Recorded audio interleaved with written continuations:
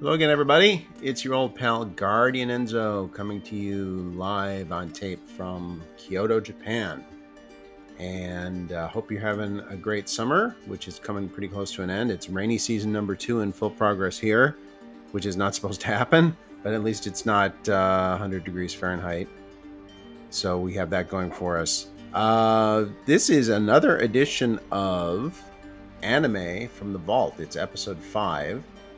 And it's taking us back to the greatest year in anime history, in my humble opinion, 2007.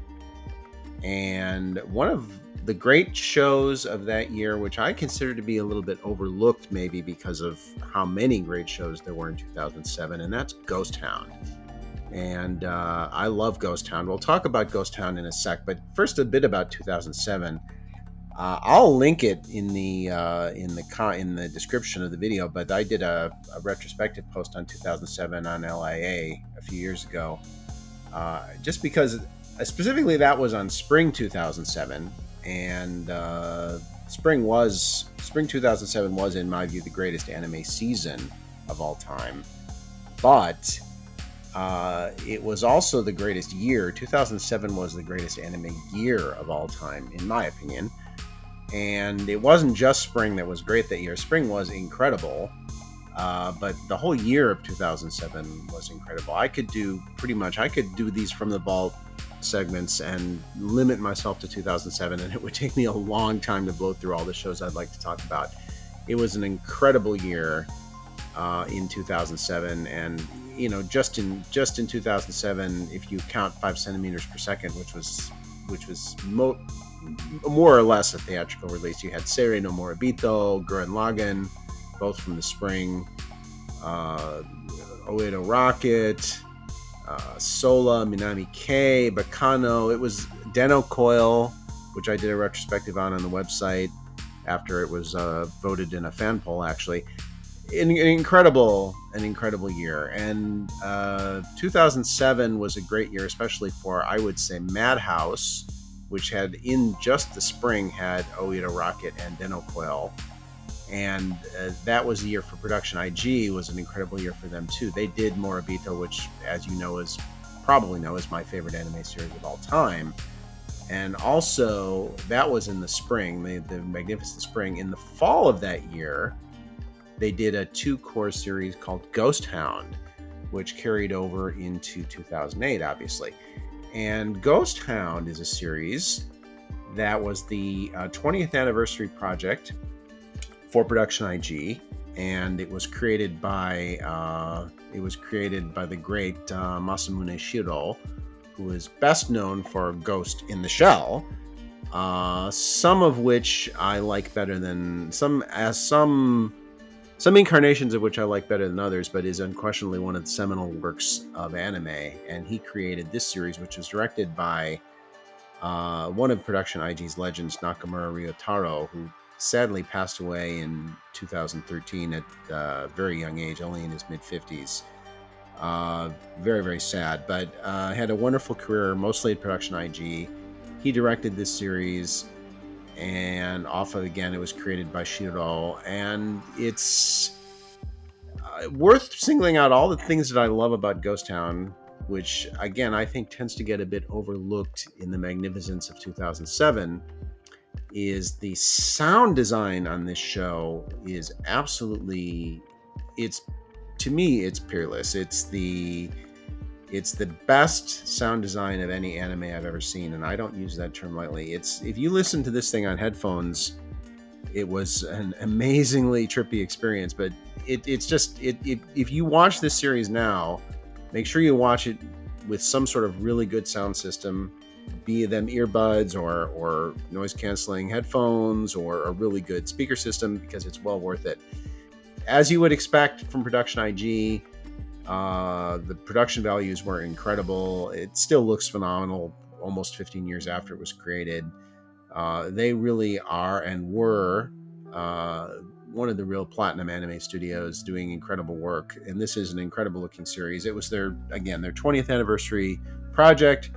I think they pulled out all the stops to make it look great, but the sound is truly, truly remarkable on this. And it's it's a psychological horror story with some supernatural elements, a very Japanese psychological thriller. It's not a horror story in the sense of Friday the 13th or Halloween or the classic Dracula, anything like that, but it is very dark psychological story centering around 4 kids, 3 boys in middle school and 1 slightly younger girl. And the boys they live in a small rural community in Kyushu in the south of Japan. And they've all had some sort of psychological trauma in their young childhood, which is carried over into their adolescence. And there's the interesting element of this.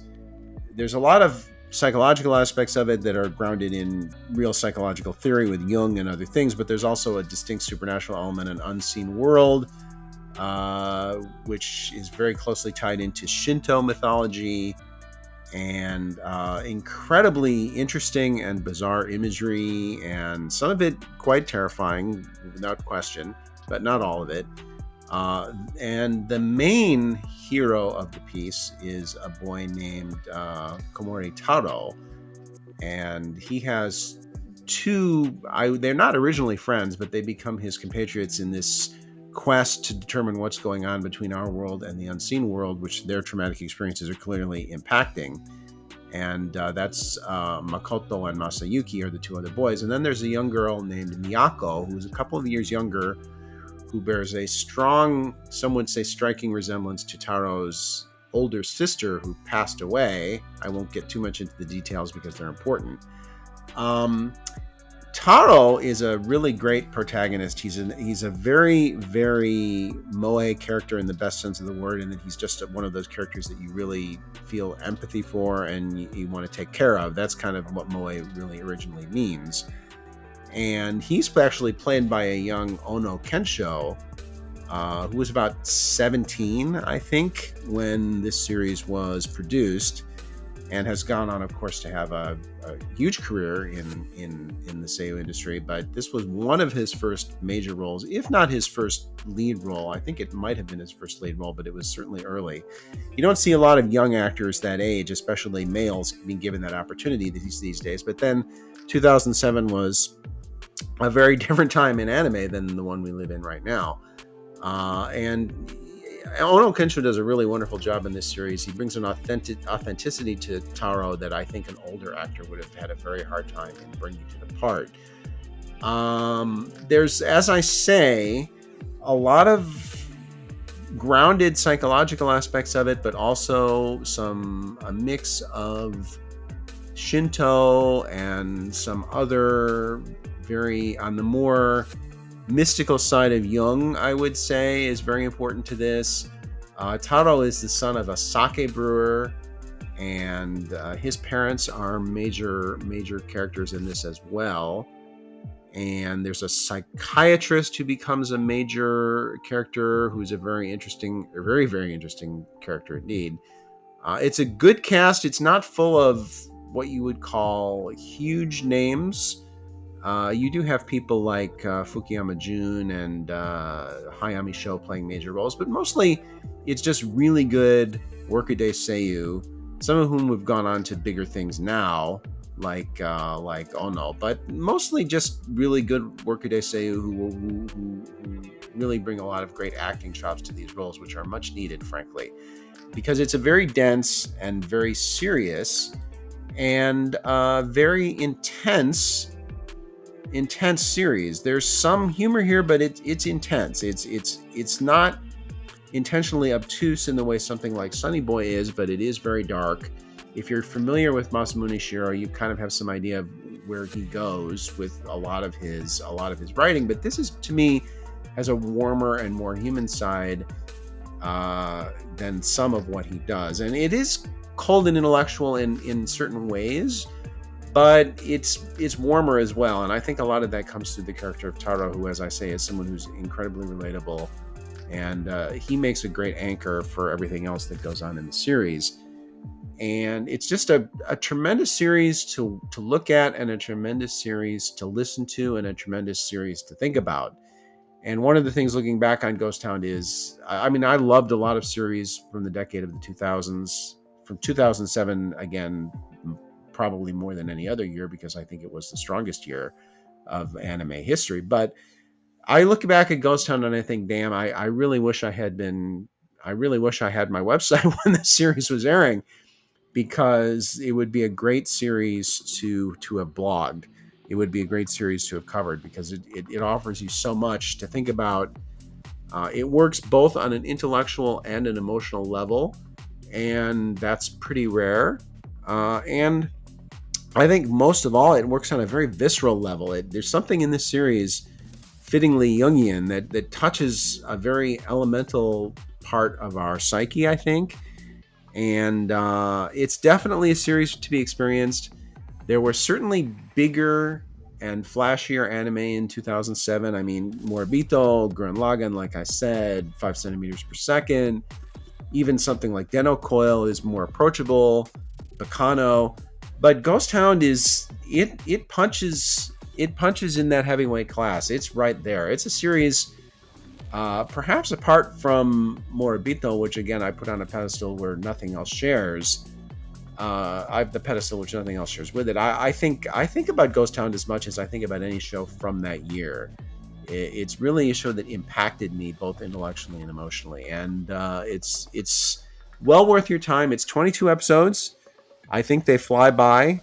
It's an original series. There's no sense of it being rushed or no sense of it being stretched out. It's the perfect length for what it is. That's how long the story took to write, and that's how long the story took to play out. I highly recommend it. It's not a series you're going to look at and think, oh, this is dated. This is a classic production IG psychological thriller that still looks great almost 15 years later, has incredible sound, and a terrific cast, and underrated soundtrack as well. So highly recommended Ghost Hound, a series you may not hear a lot about these days, so maybe you're not as familiar with, but one of the great series from anime's greatest year, 2007. I hope you'll check it out. And again, I will link to that piece I wrote about the 2007 spring on the website too, in case you want to check that out, because there's a lot of gems from 2007 that are worth backtracking to find. But not many punched with Ghost Hound. It's one of the best. Thank you very much, as always, for tuning in. Thank you very much for listening and watching. And as always, if you enjoy, I hope you'll subscribe. I hope you'll hit the like button. And I'd be happy to see your comments below. Until we meet again, stay frosty.